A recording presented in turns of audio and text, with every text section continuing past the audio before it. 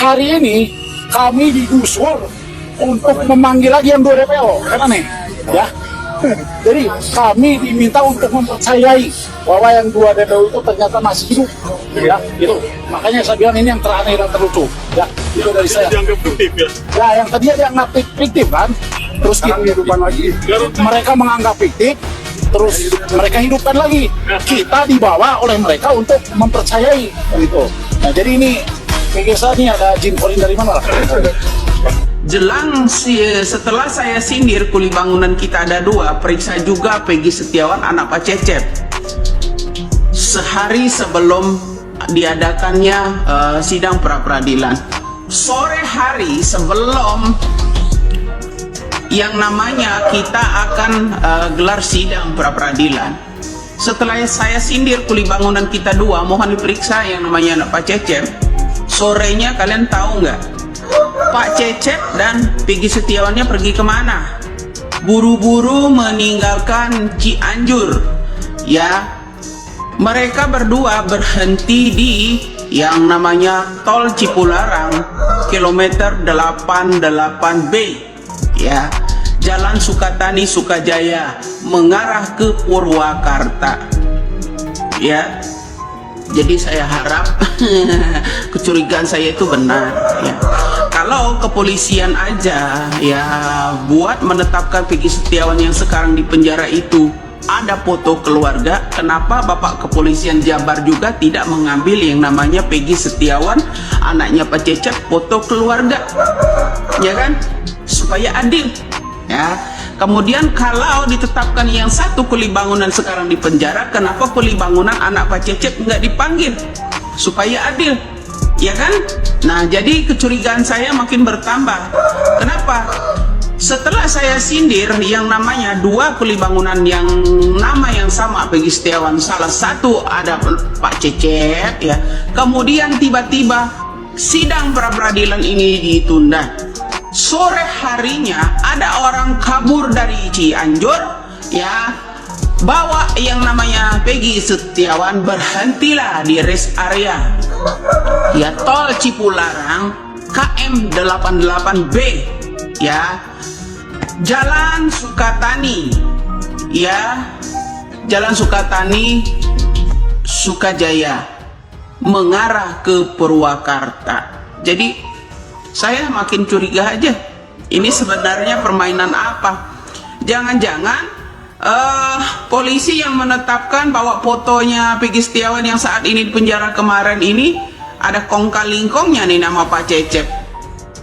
Indonesia makin curiga loh, ya Pak, ya. Indonesia ini makin curiga. Ada pula tuh orang yang ngomong di sana, ya, pengacara pendampingnya Putri, ya, biar nggak ngalur kemana-mana saya ngomong, ya. Ini alurnya jadi banyak, Mbak, ya, asal Anda tahu. Sindiran arah-arah saya ini, ya, mulai pontang-panting mau menghilangkan jejak, Mbak, ya. Orang-orang sindiran saya ini, ya, dari aktor Ibtu Rudiana ini, ya, mulai pontang-panting, ya, pontang-panting ingin menghilangkan jejak. Sampai sayembara 5 miliar loh Widya ini mau ditangkap, ya. 5 miliar sayembaranya sekarang ini, ya. Banyak DM orang seperti itu, ya, nggak 1-2 orang aja, itu aja udah 18 orang yang cari saya. Nah, ya, kecurigaan saya makin bertambah. Kenapa? Ya, setelah saya sindir yang namanya Peggy Setiawan, kita ada 2 kuli bangunan. Kenapa? Apa salahnya Peggy Setiawan anaknya Pak Cecep kalau dia benar-benar kuli bangunan itu diperiksa, ya kan? Jangan Widya dong yang periksa, ya kan? Nah, kemudian, ya, sidang pra-peradilan setelah saya sindir itu ditunda. Ini ada apa, permainan apa, Pak? Nah, kalau Bapak Polisi Jabar, ya, modalnya nyomot foto keluarga Peggy Setiawan yang saat ini di penjara, kenapa Bapak Polisi juga nggak nyomot foto keluarganya Peggy Setiawan anak Pak Cecep? Biar adil kan, Pak? Ya kan? Apa salahnya gitu? Nah, di situ, bro, permainan udah dimulaikan. Kenyataan kan omongan saya kalau ada orang yang akan menyerang Deddy Mulyadi, ya kan? Betul apa benar? Itu udah kenyataan kan, satu persatu udah mulai. Diawali dari orang kunjungan ke yang namanya Mabes ya ke Mabes Polri. Jadi di situ aja kalian harus paham. Karena apa? Ya di sini karena untuk melindungi anak pejabat. Kemudian mantan-mantan pejabat pada 2016 lalu pada kemana? Hei, halo, ya mantan-mantan pejabat terbesar kala itu Kapolri masih Pak Tito Karnavian. Kita kasus-kasus ini ya, masalah Tito Karnavian juga pada waktu di kasus yang namanya korupsi besar-besaran, masalah di KPK dulu ada buku KPK tuh 2 lembar hilang diganti, nggak ada yang protes, ya kan? Tapi lenyap begitu aja kan pemberitaannya. Jadi disinilah bro, pusat-pusaran drakor-drakor ini dari mulai disinilah. Jadi kita sebagai rakyat nggak boleh bunyi, ya bisa terjadi kita dimutilasi dan segala macam. Ya itu, ya kalau ada orang yang akan mengangkat kejujuran ini akan terjadi bro. Ya seperti yang namanya zamannya Soeharto. Kalau dulu ada Pak Petrus, penembakan misterius, ya kan. Kalau zaman now kekerasannya lebih kejam lagi.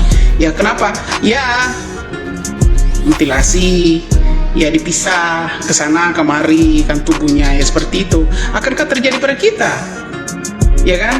Nah seperti itu. Makanya rakyat Indonesia ini seluruhnya bersatu.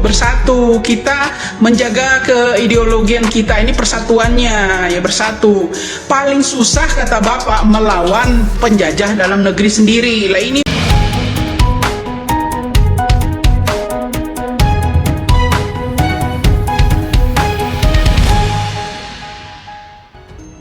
Nama 2 buron kasus pembunuhan Vina Cirebon, Andi dan Doni yang sebelumnya dihapus karena dianggap sebagai nama fiktif, kini kembali disebut oleh pihak Polda Jabar dalam sidang pra-peradilan di Pengadilan Negeri Bandung. Polda Jabar selaku termohon dalam sidang ini melalui tim kuasa hukumnya masih menyebut Andi dan Doni sebagai pelaku pembunuhan Vina dan Eki. Dalam dokumen tanggapan Polda Jabar, nama Andi dan Doni disebut sebagai pelaku pembunuhan sekaligus pelaku pemerkosaan. Dokumen setebal 40 halaman itu juga menjelaskan bahwa Vina dan Eki tewas karena dipukul dengan tangan, dengan lemparan batu dan ditusuk pisau jenis samurai. Setelah keduanya tewas, jasadnya dibuang oleh 11 pelaku di jembatan Layang Talun. Kabid Hukum Polda Jabar mengatakan bahwa pihaknya menolak gugatan pra-peradilan Peggy yang menyatakan tak bersalah.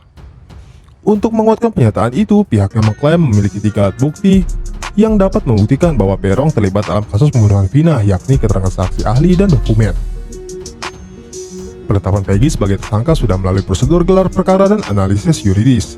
Pasal-pasal yang diterapkan dan barang bukti yang ada sudah disampaikan. Sebagai informasi, Andi dan Doni merupakan buron yang namanya masuk dalam pencarian orang DPO kasus Vina.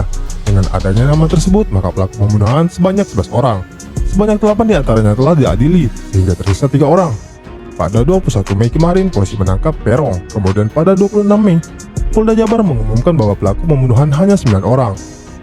Nama Dani dan Andi disebut sebagai nama fiktif sehingga dihapus dari DPO. Kasus kematian Vina yang penuh misterius terus bergulir. Terbaru sidang pra-peradilan Peron melawan Polda Jabar masih terus mendapatkan perhatian. Peron diduga bukanlah Peron yang menjadi DPO Polda Jabar selama ini. Tak sedikit yang menduga pihak Polda Jabar salah tangkap.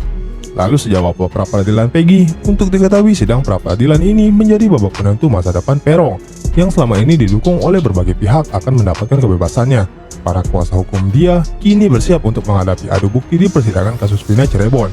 Mereka tetap setia mendampingi Peron dan bertekad untuk tidak mundur hingga kemenangan diraih. Lalu, apakah yang akan terjadi jika Peron berhasil memenangkan sidang pra-peradilan?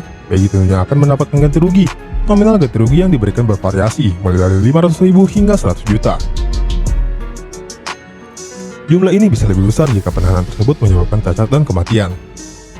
Pembayaran ganti rugi dilakukan oleh Kementerian Keuangan. Hal ini berdasarkan pada peraturan pemerintah. Dalam aturan itu terdapat ketentuan yang mengatur hak tersangka untuk mendapatkan ganti rugi atas penahanan yang salah. Pasal 95 KUHP menegaskan bahwa tersangka berhak atas ganti rugi apabila penahanan yang dilakukan terhadapnya terbukti salah.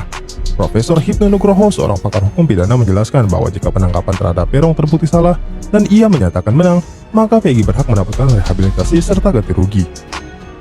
Hal itu mencakup kerugian fisik dan psikologis yang dialami Peron selama masa penahanan. Lebih lanjut, ia mengatakan bahwa jika Polda Jabar kekurangan bukti dalam sidang pra-peradilan, maka Peron bisa dibebaskan atau perkara tersebut dihentikan demi kepentingan hukum. Di sisi lain, pengacara kondang Kamarudin Simanjuntak menyampaikan pihak Polda Jabar memiliki saksi kuat yakni 8 terpidana kasus Vina Cirebon yang telah mendekam. Paling ditunggu Kemendikbudristek resmi membuka pendaftaran beasiswa unggulan masyarakat berprestasi. Tak hanya saksi, Polda Jabar juga diyakini sudah menyiapkan surat bawa Peron sejak SD, SMP hingga SMA di Cirebon. Menurut Kamarudin, petunjuk itu pasti telah dikantongi oleh Polda Jabar dan tinggal membuktikan bahwa Peron melakukannya. Kasus Vina Cirebon saat ini belum juga membuahkan penyesuaian bagi siapapun. Dalam hal ini, proses hukum masih terus berjalan terkait penyesuaian kasus Vina yang kembali viral. Terbaru sidang pra-peradilan Peron selaku tersangka kasus Vina sudah digelar di Pengadilan Negeri Bandung sejak 1 Juli. Desak TPF kasus Vina Cirebon dibentuk, Hotman Paris minta pihak ini diperiksa tim pencari fakta. Pasca sidang pra-peradilan perdana Peggy berjalan, pengacara Hotman Paris telah memberikan komentar. Membawa Peron ke pengadilan malah menimbulkan kesemrawutan. Karena apa? Banyak berita acara kasus Peron 2024 bertentangan dengan berita acara di tahun 2016, ungkap Hotman Paris. Laporan BAP yang tak pasti dan berbeda, Hotman mempertanyakan langkah membawa Peron ke pengadilan. Kalau kita memaksakan membawa Peron ke pengadilan, sama saja kita membuat korban di atas seseorang yang serba tak pasti apakah dia pelakunya, ungkap Hotman. Dalam proses pengadilan terus berjalan, Hotman mengaku putusan yang didasarkan akan serba tidak pasti atau ragu-ragu. Diberitakan sebelumnya, Hotman sempat meminta Jokowi untuk membentuk TPF, tim pencari fakta terkait kasus Vina. Dalam hal ini, Hotman meminta agar hasil penelusuran itu diserahkan ke penyidik polisi dan selanjutnya ke pengadilan. Namun belum terdengar kabar adanya pembentukan tim tersebut.